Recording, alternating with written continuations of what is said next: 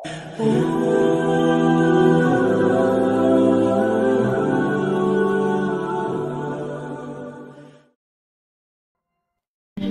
jelaskan di ayat itu apa keinginan orang yang sudah mati. Apa keinginan orang yang sudah mati, sudah masuk kubur, sudah lihat mungkar nakir, sudah dipertanyakan Rabbuka, Madinuka, Man Nabiyuka, dan sudah melihat gelapnya kubur, sudah melihat sempitnya kubur, tidak ada siapa-siapa yang membantu, hanya satu dia mohon kepada Allah.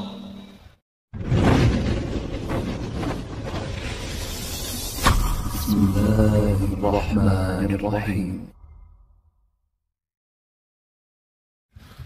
Saya masih ingat 2008 sampai 2010 saya masih berceramah bahasa Arab, ditranslate. Ya lama-lama jujur saja membosankan. Awal-awalnya orang semangat mendengar, tapi lama-lama bosan ini. Apalagi yang terjemahin tidak begitu semangat seperti semangat penceramahnya. Tapi subhanallah 2010 saya ingat pertama kali saya berceramah bahasa Indonesia. Bahkan waktu itu masih bahasa lucu. Sampai ada seorang ibu, mudah-mudahan ceramahnya begini aja, jangan lancar, supaya lucu katanya. Tapi subhanallah sedikit demi sedikit, saya tidak pernah ambil kursus bahasa Indonesia atau belajar bahasa Indonesia. Tapi saya selalu berdoa, ya Allah berikan kepada saya kemudahan bahasa yang bisa difahami. Faham enggak? Alhamdulillah. Kalau lancar tidak faham ya susah juga kan? Walaupun tidak lancar tapi anda faham, dan inti daripada dakwah adalah memahami apa yang kita sampaikan dan bahkan mengamalkan. Karena inti ilmu bermanfaat, manfaatnya adalah diikuti dengan amalun salih. Tak ada arti kalau bapa ibu datang jauh-jauh sampai ke tempat ini belajar ilmu tapi pulang tidak ada penambahan amal. Ada nambahan ilmu tapi tidak ada tambahan amal. Padahal Allah Subhanahu wa taala menjaminkan kita bisa selamat dari kecelakaan dan kerugian itu dengan iman kita dan amalun salih. Sebagaimana firman Allah Subhanahu wa taala di suratul Asr, dan saya yakin Bapak Ibu semua hafal. A'udzu billahi minasy syaithanir rajim. Bismillahirrahmanirrahim. Wal 'asr. Innal insana lafi khusr. إلا الذين آمنوا وعملوا الصالحات وتواصوا بالحق وتواصوا بالصبر. صدق الله العظيم. Semua manusia, sambil Allah bersumpah, semua manusia dalam keadaan merugi. Innal insana, walaupun disebutkan al-insan itu satu, tapi yang dimaksud jenis manusia, seluruh manusia dalam keadaan merugi. Artinya merugi apa? Celaka dunia akhirat, tidak selamat dunia dan akhirat. Kenapa mereka tidak selamat? Karena mereka dengan segala kenikmatan yang diberikan oleh Allah tidak digunakan untuk mendekatkan diri kepada Allah. Tapi siapa ya Allah yang selamat dari kerugian itu dan dari kecelakaan? Yang memiliki 4 sifat. Illa alladhina amanu. Bisa terjamin tambahan iman dengan tambahan ilmu. Semakin tinggi ilmu kita, semakin kuat iman kita. Kenapa sekarang umat Islam zaman ini lemahnya iman? Karena kurang ilmu, bodohnya agama. Indonesia negara yang terbesar penduduknya Islam sedunia, dan sayang sekali Indonesia yang terbesar tidak bisa baca Quran. Malu kita kan? Dan saya bangga ketika saya melihat berkembangan hafalan Al-Quran, apalagi anak-anak kita yang memberi insyaAllah tanda baik. Indonesia ke depan insyaAllah lebih baik. Contohnya barangkali Bapak Ibu sudah melihat Musa. Sudah nonton nggak TV? Ini orangnya ini langsung ini. Musa belum usia 6 tahun sudah hafal 30 juz. Sudah hafal, bukan khatam ya. Soalnya bahasa Jawa hafal sama khatam beda. Saya pertama kali datang ke Jawa, saya dengar orang mengenalkan anaknya, oh anak saya sudah khatam. Wih Allah, saya senang, subhanallah. Umurnya segini sudah khatam. Masya Allah, 30 juz ya. Oh ya, kayaknya Ustaz salah faham ya. Bukan hafal, khatam. Iman khatam beda ya? Beda di sini. Katanya kalau khatam seumur hidup satu kali udah luar biasa. Oh fantas ada acara keselamatan. Kalau kita di Madinah bilang khatam berarti sudah hafal, sudah tamat. Dan boleh jadi imam. Dan budaya itu mohon dirubah. Kau bangga karena seumur hidup satu kali khatam? Na'udzubillahi min zalik. Paling malas kata ulama, itu paling malas bagi umat Islam itu sudah tidak ada kemauan khatam Al-Quran. Paling malas kalau sudah 40 hari lewat dia tidak khatam Al-Quran, dianggap orang itu imannya tidak sempurna. Coba bayangkan, kita bertahun-tahun anak kita tidak bosan main game. Bahkan kita sebagai orang tua berkenan membebaskan anak kita. Punya iPad, punya HP, punya PlayStation, PS, semua sudah disediakan. Habis mereka waktunya untuk main saja. Habis sudah mereka sudah usia, sudah semakin besar, baru datang bapa dan ibu. Tolong Syekh, apa? Doakan Syekh. Oh kenapa? Anak saya susah salat. Mana anakmu umur berapa? Sudah 30 tahun Syekh. Ya karena kita sudah biasakan mereka sejak kecil tidak memberikan perhatian kepada salatnya, tidak memberikan perhatian kepada Qur'annya. Jangan harap anak itu bisa tumbuh dalam kesalehannya. Punya kewajiban orang tua, punya kewajiban yang begitu berat. Saya tidak minta harus anda membina anaknya sampai harus hafal 30 juz, tapi harus komitmen, harus disiplin. Setiap hari kita berduduk sama anak kita walaupun satu ayat, supaya dia tertanam mencintai Al-Quran dan mencintai masjid. Kita hanya hafal. Berintahkan anakmu 7 tahun, berintahkan anakmu salat. Kalau sudah 10 tahun tidak mau salat, mukullah dia supaya bisa salat.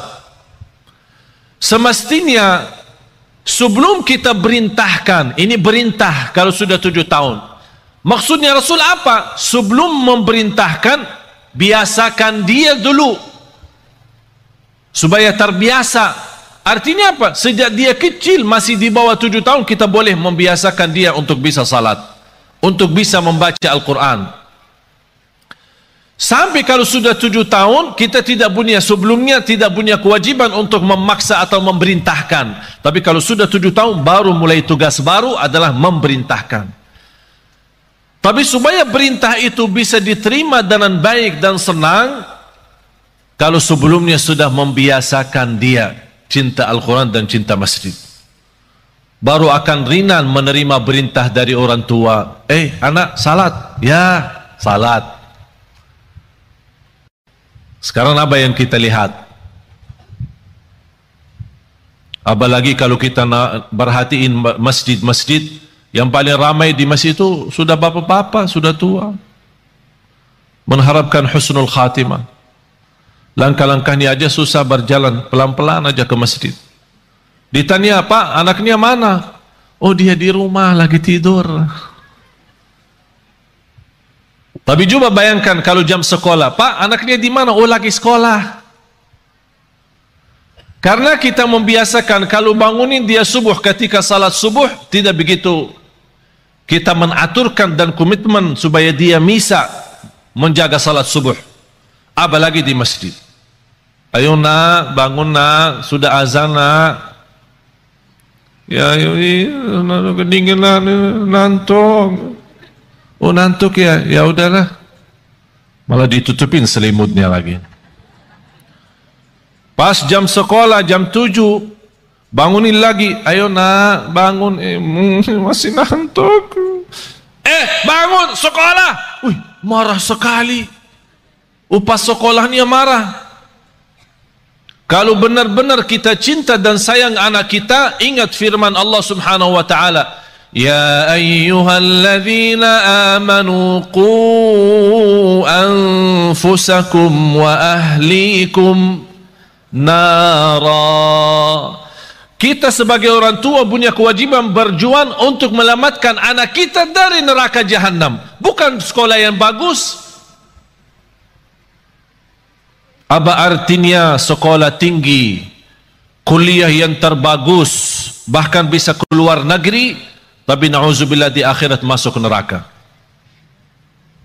Apa itu berjuangan? Illa alladzina amanu, mendasarkan iman. Dan semakin ilmu kita baik, semakin banyak mengenal Allah, semakin banyak mendalami Asmaul Husna, semakin banyak memahami Asmaul Husna, semakin tahu keagungan Allah Subhanahu wa taala, kita semakin mendekatkan diri kepada Allah dan semakin nikmat. Karena posisi iman naik turun. Bagaimana supaya naik terus? Ilmu yang bermanfaat.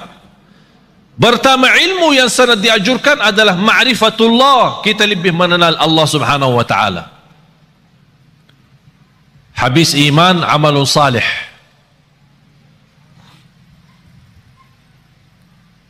Dan amal salih itu kalau tambah iman tidak ada arti. Bapak Ibu, amalun salih tambah iman tidak ada arti. Ada enggak orang kafir dermawan? Ada. Terus masuk surga? Kenapa? Dia baik, dermawan, suka bantu yatim, padahal dia non muslim. Bantu yatim, bahkan bisa salurkan uang bangun masjid. Tapi amalan itu tidak ada arti amal salih dan kebaikan karena tambah iman, tidak ada iman. Tapi karena Allah adil, tidak ada balasan baginya di akhirat, tapi tetap karena adilnya Allah, Allah balas kebaikannya di dunia. Biarpun dia orang kafir, dia berbuat baik, Allah balas kebaikannya. Sehat, sukses usahanya, lancar. Dan adil Allah SWT. Tapi bagi orang beriman, Allah berikan 2 kali. Di dunia dan di akhirat. Itulah kelebihannya iman. Oleh karena itu kalau kita membaca Al-Quran selalu amal salih terlibat dengan iman. Amanu wa amilu. Amanu wa amilu. Kalau tidak ada iman, tidak ada arti amal salih. Dan amal itu harus salih. Bukan semua amal. Ada orang mewakafkan tanpa jualan minuman keras lillahi ta'ala. Amal kan? Saya nawaitu beramal. Oleh karena itu tidak boleh dinamakan amal jariyah, tapi dinamakan sedekah jariyah. Karena amal jariyah, amal yang dimaksud macam-macam. Ada yang baik, ada yang buruk. Wa amilus salihat. Bapak Ibu, di antara amal salih yang sangat berguna bagi kita hidup maupun mati adalah sedekah. Terjamin berkah harta karena sedekah. Semakin banyak harta kita, Semakin sedekah banyak, semakin berkah. Istilah berkah bukan artinya harta kita banyak. Walaupun harta kita sedikit, tapi karena sudah di dalamnya ada kata berkah, harta yang sedikit itu sangat berguna untuk kebutuhan kita. Ada orang kaya raya, saya kenal tapi stres. Kaya raya, punya pesawat pribadi, rumahnya di mana-mana. Pas ketemu sama saya, pas isi acara di rumahnya, habis mulai tamu keluar, dia ajak saya ke dalam. Saya mau ngobrol sama saya. Pas begitu masuk, ada kantor pribadi beliau di dalam rumahnya. Begitu tutup pintu, malah dia peluk saya dan menangis. Pak, kenapa menangis? Takut. Apaan takut? Takut kehilangan harta itu. Takut. Takut miskin. Takut sakit. Takut celaka. Hartanya bisa sampai 7 turunan belum tentu habis. Triliunan. Tapi takut. Oleh karena itu Bapak Ibu, hidup sederhana apa adanya jauh lebih nikmat daripada berlebih-lebihan. Oleh karena itu orang yang salih, salah satu tanda kesalihannya, harta yang dia sedekahkan jauh lebih banyak daripada yang dia simpan.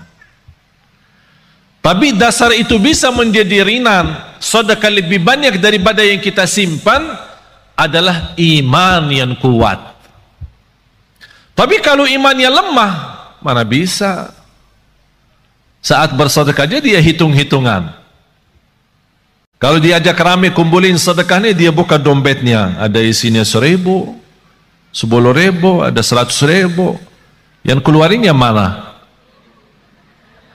Tidak apa-apa, jujur saja, tidak apa-apa. Katanya, walaupun sedikit tapi ikhlas. Salah tuh. Itu dulu, masa dulu. Sekarang rubah perkataannya. Lebih baik banyak tapi ikhlas daripada sedikit tidak ikhlas. Harus banyak. Bapak Ibu, saya ceritakan sesuatu tapi bukan, insya Allah bukan riak. Seumur hidup saya sampai titik ini, saya tidak pernah zakat mal. Heran ya, kok bingung Ustaz tidak zakat sih?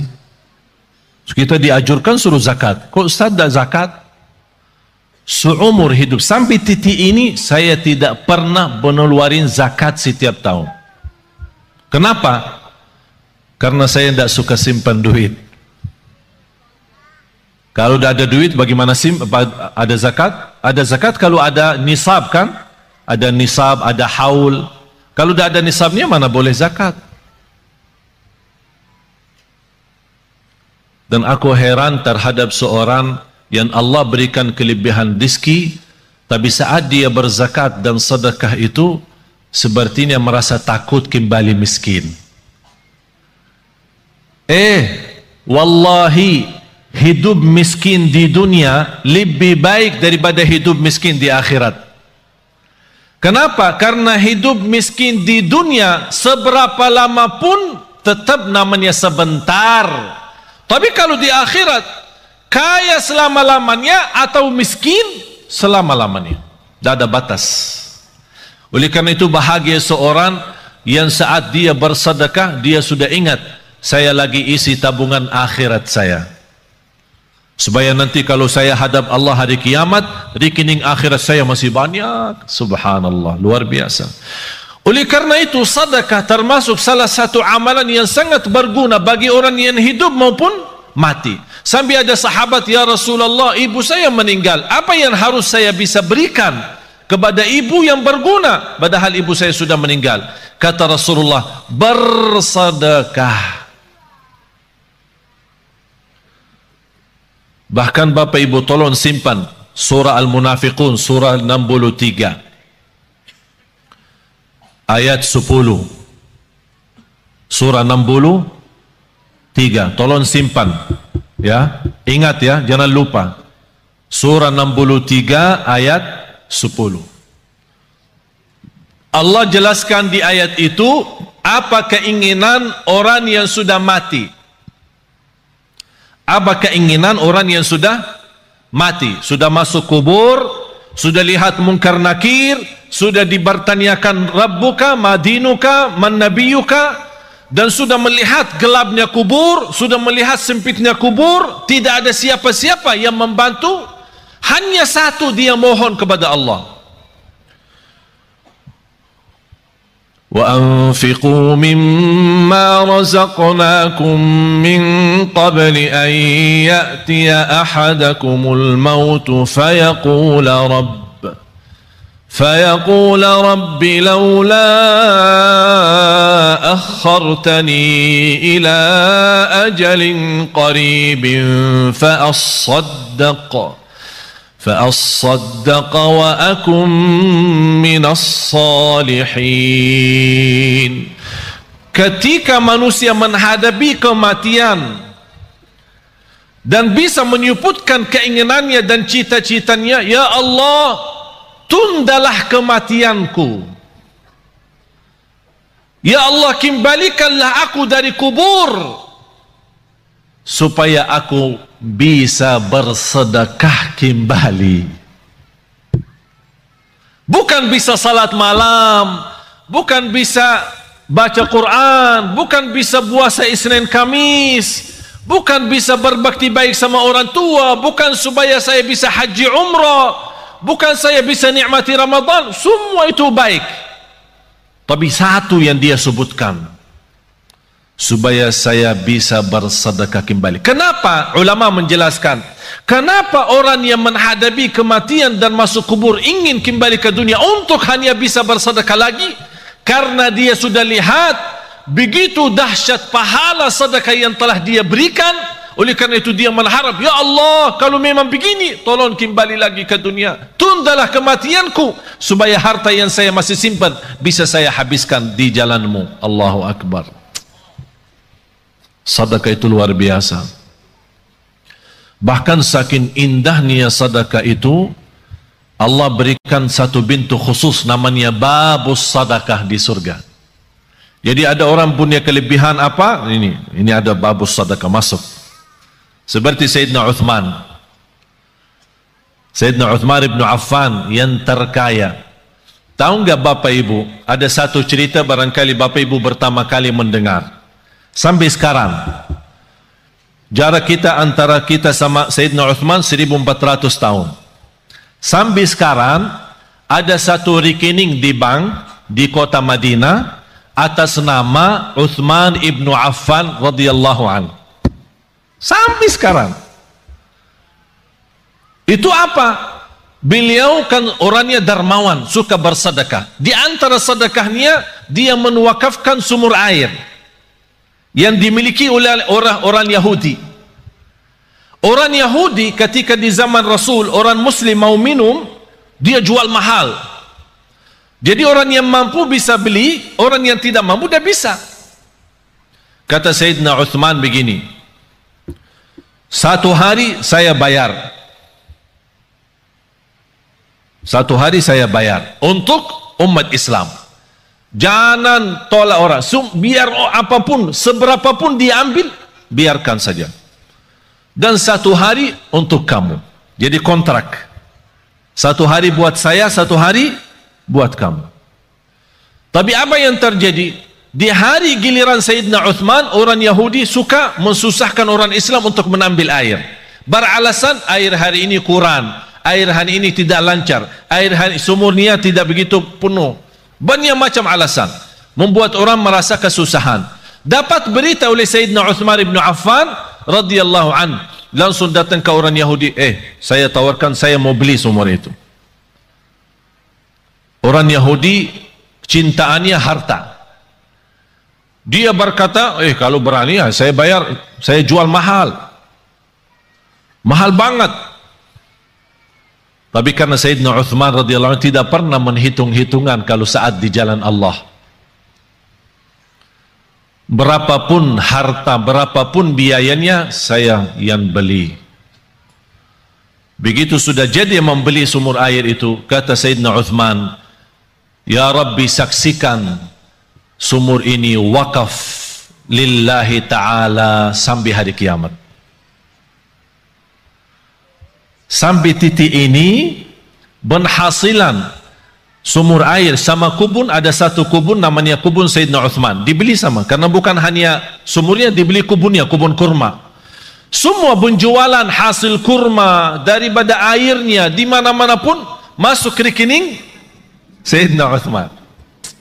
Sampai dia meninggal dunia masih ada bergilar hartanya, terus berjalan. Subhanallah. Bapak Ibu, sedekah itu luar biasa. Terjamin husnul khatimah dengan sedekah. Wallahi, tidak ada orang yang istiqamah dan cinta sedekah pasti dapat husnul khatimah.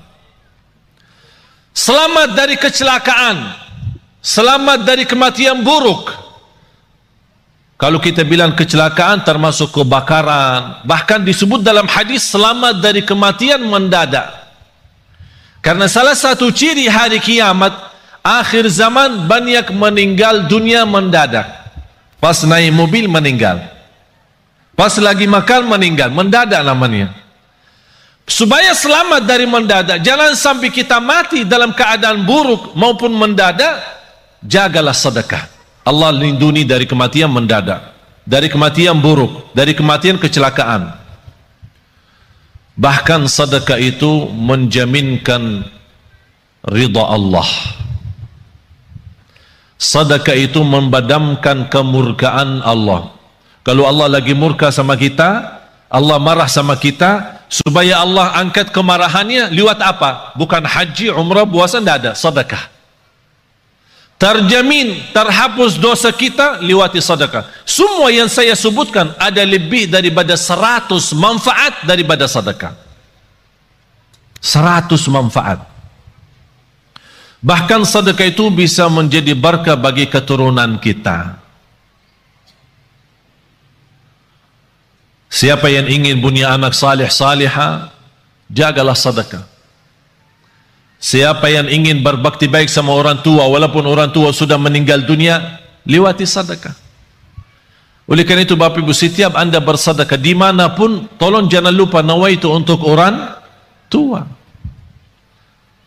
Bahkan ada satu riwayat diceritakan ketika orang tua meninggal dunia, mereka dalam keadaan susah, dihantarkan oleh malaikat membawa cahaya kepada mereka. Begitu mereka melihat munculnya cahaya dari jauh, mereka membuka matanya dan memperhatikan, itu dari mana cahaya itu? Cahaya yang menenangkan. Malaikat menjawab, ini cahaya sedekah anakmu. Subhanallah. Bahkan sedekah termasuk salah satu amalan yang melindungi kita dari siksa kubur. Semua kita akan sama-sama masuk siksa kubur. Semua akan masuk kubur. Rumah kita yang baru, tahu nggak rumah yang baru? Belum ya? Belum pernah ke sana ya? Belum. Biasa kalau kita mau beli rumah, kita biasa survei kan? Survei, senang beli, tidak senang cari yang lain kan? Kuburnya rumah kita yang baru. Sudah disurvei belum? Survei. Harus tahu rumah saya yang baru di mana, posisi saya di mana nanti, tetangga saya siapa, apakah dekat jalan raya atau dekat mall. Tahu, harus tahu kuburnya di mana. Wallahi Bapak Ibu, salah satu yang membuat kita mudah bersedekah, kita ingat kubur rumah kita baru. Kita ingat. Kalau kita ingin, saya minta sekali aja. Biasanya kalau di Indonesia malam minggu libur, Jadi orang-orang mengajak keluarga senang-senang, makan malam di mana gitu, berhiburan. Kalau di Surabaya kemana? Biasanya malam minggu ya? Ke mall ya?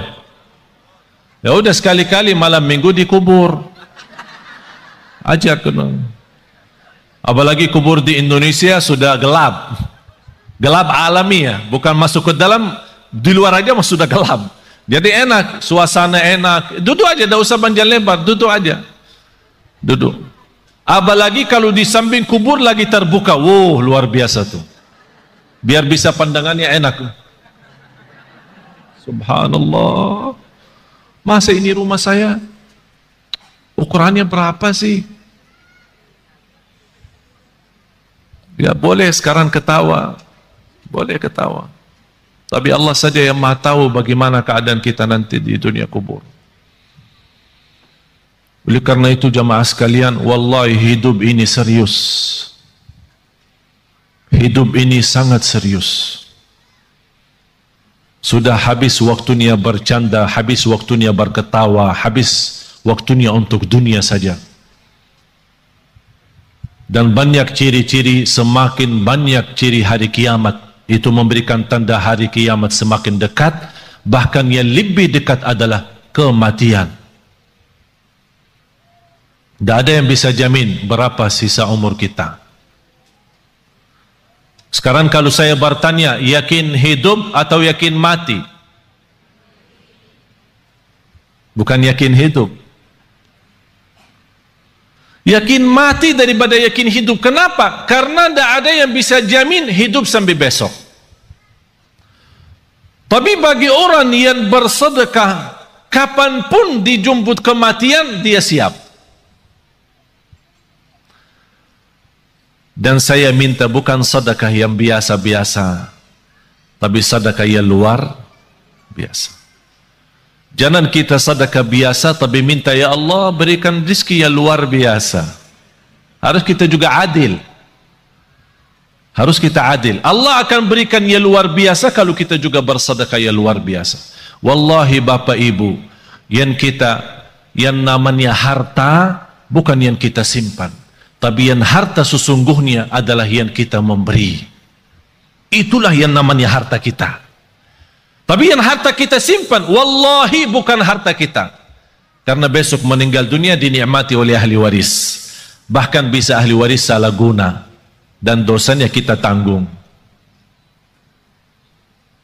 Saya punya teman, keluarganya hampir 7 tahun bersaudara, pecah kakak adik, tidak bersalaman, tidak bersilaturahim, tidak, ini sebab harta. Teman saya di Mahkamah Agung menceritakan ada keluarga 20 tahun mondar-mandir ke mahkamah, urusan harta belum selesai, 20-an tahun. Harta menyakitkan, harta memecahkan. Apa guna harta kalau seperti itu? Na'udzubillah. Harta yang berguna, yang membuat kita senang, yang membuat kita bahagia, itulah yang namanya harta nikmat. Oleh karena itu kata Rasulullah, sebaik-baik harta di tangan hamba yang salih. Sebaik-baik harta di tangan hamba yang salih. Kenapa di tangan hamba yang salih? Karena hamba yang salih tidak pernah salah guna harta itu. Bahkan dia menjadikan harta jembatan menuju ridha Allah, menuju surga Allah. Jangan Anda berkata, saya tidak bisa berikan apa-apa. Dan saya tidak minta Bapak Ibu sekarang sebelum Anda pulang udah kosongkan rekening semua, blokir, habiskan, transfer semua isi rekeningnya kepada Yayasan Nurul Hayat. Saya tidak minta Anda sekarang buka tasnya, habiskan semua yang ada isinya. Tapi lepas ini, aduh, gara-gara Syekh jadi begini. Karena kita belum memiliki iman seperti Abu Bakar Siddiq. Abu Bakar Siddiq datang Sayyidina Umar ketika Rasul mau hijrah.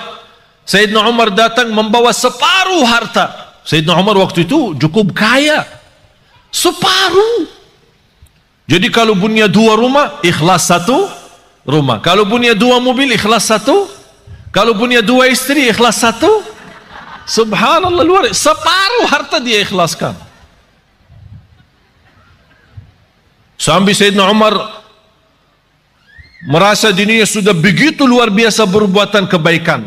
Barangkali tidak ada yang terbayang, siapa yang mau kurbani separuh harta? Kalau kita tabungan akhirat, tabungan rekening kita 100 juta, berani nggak 50 juta? Ya berpikir dulu, katanya. Berpikir dulu. Kalau mau masuk surga, Bu, kalau mau masuk surga mau bertanya suami dulu ya. Mau bertanya suami dulu ya.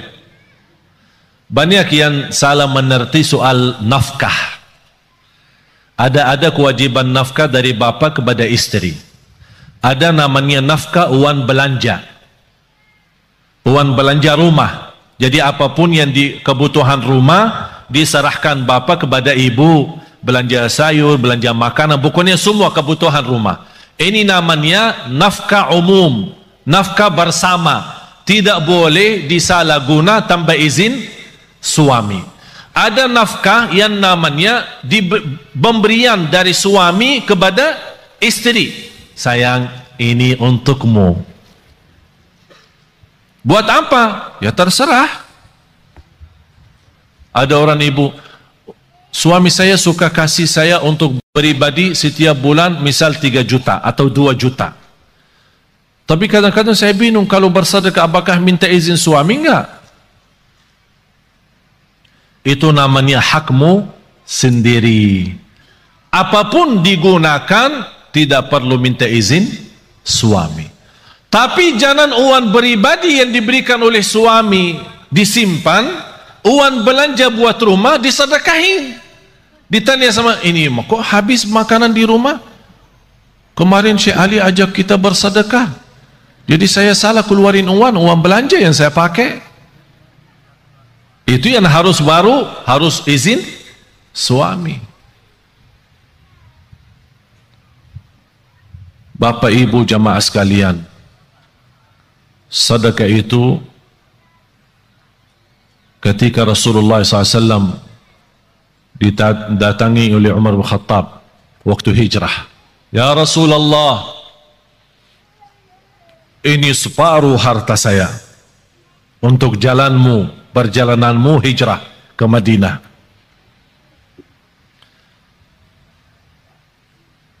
Rasulullah bertanya, apa yang kamu sisakan untuk keluargamu? Alhamdulillah masih tersisa separuh. Datang Sayyidina Abu Bakar, dilihat sama Sayyidina Umar. Berapa sih mau diberi sama Abu Bakar? Aku aja sudah separuh. Tidak terbayang apa yang akan diberi oleh Sayyidina Abu Bakar. Ya Rasulullah, ini hartaku. Apaan ini? Ini hartaku semuanya. Apa yang kamu tinggalkan untuk keluargamu? Allah. Saya tinggalkan Allah. Sayyidina Umar berkata, saya tidak akan berani lagi lawan Sayyidina Abu Bakar. Tidak bisa lagi. Gimana Sayyidina Abu Bakar istimewa sendiri.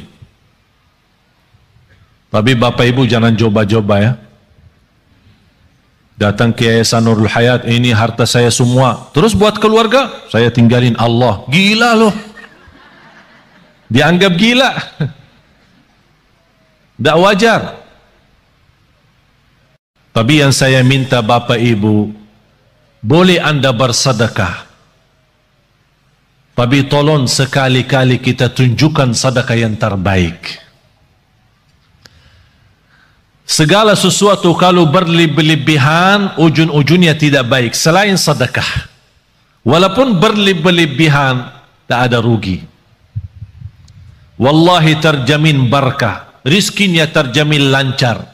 Bahkan membuat hati kita tenang.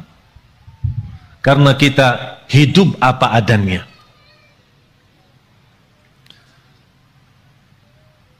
Ada satu amalan yang saya harap Bapak Ibu bisa amalkan. Dan sebenarnya saya selama di Indonesia, saya melihat gerakan zakat di Indonesia cukup luar biasa. Tapi kenapa semakin banyak zakat mal, tapi semakin bertambah kemiskinan? Padahal kalau kita lihat susunan rukun Islam, mulai syahadat, salat, zakat, puasa dan haji, terletak zakat di situ sebagai salah satu rukun Islam karena ujungnya untuk meningkatkan ekonomi umat. Tapi karena kita salah gunakan zakat, salah membagi zakat, menjadi akhirnya yang menerima zakat tetap menjadi tukang minta. Seperti beberapa waktu lalu di bulan puasa terjadi di Surabaya, membagi zakat 5.000. Sampai di kampung itu gesa-gesa orang, ada yang terinjak, ada yang terluka karena katanya zakat beroran 5.000. Ada di satu daerah 20.000. Ini bukan namanya zakat. Dan bukan begitu ajaran Islam untuk menjalankan zakat. Saya pernah diajak sama orang kaya kepada salah satu pesantren. Dia bawa uang banyak. Bayanan saya, dia musarahkan kepada pesantren untuk kebinaan. Pas begitu sampai di sana, dia minta anak-anak santri dikumpulkan. Semuanya antri satu persatu dan dia kasih mereka 50 beroran. Habis itu dia minta sama, ya Syekh tolong ikut bantu bagi. Tidak mau saya bagi. Karena bapak itu salah menjalankan zakat seperti ini. Zakat itu lebih baik kita membina seorang, 2 orang, 3 orang, tapi bina total. Sejak dia kecil sampai besar. Dia anak yatim sampai dia tamat sekolah, bahkan kuliah sampai dia bisa mandiri sendiri. Itulah namanya zakat yang bisa membuat orang lain bisa hidup mandiri, bahkan besok dia bisa memberi zakat daripada menerima zakat lagi. Kalau kita kenal keluarga miskin, kita bisa memberikan modal bisnis dan kontrol, kita buat program dan kita tetap kontrol mereka supaya tidak salah guna modal itu. Insya Allah yang pertama menerima modal dari zakat, besok dia sukses dan maju usahanya, dia akan memberikan zakat. Sampai datang satu waktu seperti Sayyidina Umar ibn Abdul Aziz, orang bawa zakat, wahai Amirul Mukminin, kami punya uang zakat tapi tak ada yang terima. Ternyata karena semua penduduk di zaman Umar ibn Abdul Aziz adalah memberi zakat, tak ada yang menerima lagi. Kenapa? Karena zakat saat itu betul-betul untuk membina, bukan hanya sebatas bagi. Oleh karena itu saya harap termasuk Yayasan Nurul Hayat tolong difikirkan bagaimana cara orang-orang yang kita lihat dia baik, salih, salihah, tapi dibutuhkan pimpinan, dibina mereka supaya mereka bisa berusaha sendiri, berbisnis sendiri, apapun yang mereka mampu, apa itu dalam jahitannya, apakah itu dalam masakan makanan, apa itu, apa saja kemampuan mereka, kita bisa support mereka dengan modal zakat. Nanti dari situ awal-awalnya bisa 1 tahun 2 tahun dia tetap menerima, tapi besoknya insya Allah terjamin dia akan memberi. Akhirnya lama-lama semakin sedikit berkurang menerima, semakin banyak bertambah memberi. Akhirnya di situ tambah kekayaan umat dan terlihat ekonomi umat Islam semakin membaik. Itulah inti daripada zakat. Oleh karena itu jamaah sekalian, kalau anda punya uang untuk zakat, jangan dipecahkan. Misal zakat mal 5 juta, jangan kasih anak yatim 50. Bina 1 anak yatim, bina 2 anak yatim, dan dibantu insya Allah sama Yayasan Nurul Hayat. Kira-kira dibutuhkan pembiayaan bertahun, sekolahannya, kesehatannya, pakaiannya, semua segala, belajarannya, pendidikannya. Apa yang dibutuhkan seorang anak di usia gini sampai 1 tahun, dihitungkan kira-kira biayanya berapa. Alhamdulillah terhitung kira-kira dalam 1 tahun 3 juta. Berarti uang zakat kita 6 juta bisa membina dua orang. Akhirnya mereka ini sudah dicukupi dengan segala sesuatu, tidak butuh apa-apa, sampai dia besar, mandiri, tidak menjadi tukang minta. Tapi kalau kita beri 50, 20, dia merasa tidak cukup untuk hidupnya, akhirnya dia terpaksa lari meminta sama orang lain untuk menutupi kebutuhannya. Itulah tersebar anak-anak kita selalu menjadi tukang minta, bukan menjadi berguna bagi negeri ini.